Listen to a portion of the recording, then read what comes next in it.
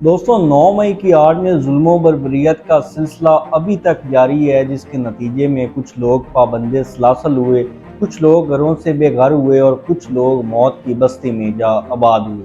گزشتہ روز P T I کا ایک رہنما ٹریفک حادثے کا شکار ہوا، جس میں ان کی اہلیہ موقع پہ دم توڑ گئیں، جبکہ انہیں شدید زخمی حالت میں ہاسپٹل لایا گیا، جہاں وہ زخموں کی تاب نہ لا سکے اور آج اللہ کے حضور پیش ہو گئے۔ ناظرین، یہ معاملہ اتنا سیدھا نہیں ہے جتنا آپ کو لگ رہا ہے۔ بظاہر یہ ایک حادثاتی معاملہ ہے، لیکن میری نظر میں ریاستی قتل ہے اور اس کی کڑیاں مشہور و معروف 9 مئی کے دن سے ملتی ہیں۔ ناظرین، اس حادثے کی کڑیاں 9 مئی کے دن سے کیوں ملتی ہیں تو سنیے، میں بات کر رہا ہوں شوکت لالیکا صاحب کی، جو پی ٹی آئی کے رہنما تھے، پنجاب میں سابق صوبائی وزیر، اور ان کا جرم عمران خان کے ساتھ ڈٹ جانا تھا۔ 9 مئی کے بعد ان کو بھی کہا گیا کہ آپ کی آزادی ایک پریس کانفرنس کی منتظر ہے، تاہم انہوں نے اس نام نہاد آرٹیفیشل آزادی کے لیے اپنا ضمیر نہیں بیچا اور انہوں نے پریس کانفرنس کرنے سے انکار کیا، تو انہیں بھی نتیجتاً بے گھر ہونا پڑا۔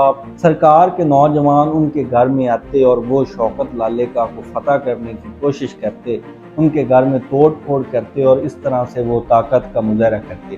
ناظرین، طاقت کا مظاہرے کا سلسلہ اسی طرح جاری رہا اور شوکت لالیکا کو روپوش ہونا پڑا، بار بار اپنی لوکیشن تبدیل کرنا پڑی، جس کی وجہ سے وہ مسلسل سفر میں رہتے تھے۔ گزشتہ دن بھی وہ اپنی اہلیہ کے ساتھ سفر میں تھے کہ کوٹ مومن کے مقام پر ٹریفک حادثہ پیش آیا، جو میں آپ کو بتا چکا ہوں۔ ناظرین، میں نے کتابوں میں پڑھا تھا کہ ریاست ماں جیسی ہوتی ہے، لیکن میں آنکھوں سے دیکھ رہا ہوں کہ ریاست ماں تو دور، دشمن کی طرح بھی سلوک نہیں کر رہی۔ جس ریاست میں لوگوں کو اختلاف رائے کی بنیاد پہ قید خانوں میں قید ہونا پڑے، گھروں سے بے گھر ہونا پڑے اور موت کو گلے لگانا پڑے، وہ ریاست کیسے ماں جیسی ہو سکتی ہے؟ ظالم ریاستوں میں لوگوں کو براہ راست قتل نہیں کیا جاتا، بلکہ ایسا ماحول پیدا کیا جاتا ہے جس میں اس ریاست کے طاقتور طبقے کے مخالف لوگوں کا سانس لینا بھی دشوار ہو جائے۔ آپ کے سامنے ارشد شریف کی جیتی جاگتی مثال ہے کہ کس طرح سے اس کو مجبور کیا گیا کہ وہ یہ ملک چھوڑ کے موت کے منہ میں جا گرا۔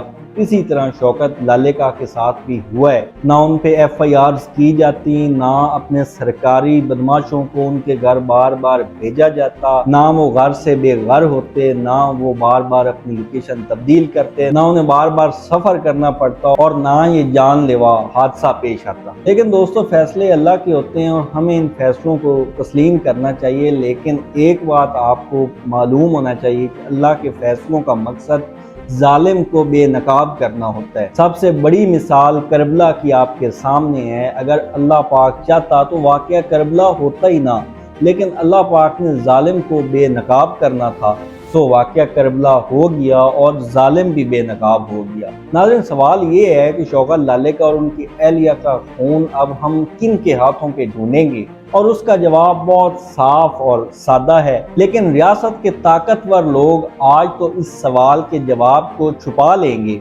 لیکن یاد رہے کہ تاریخ کبھی ظالم کی حمایت نہیں کرتی۔ والسلام۔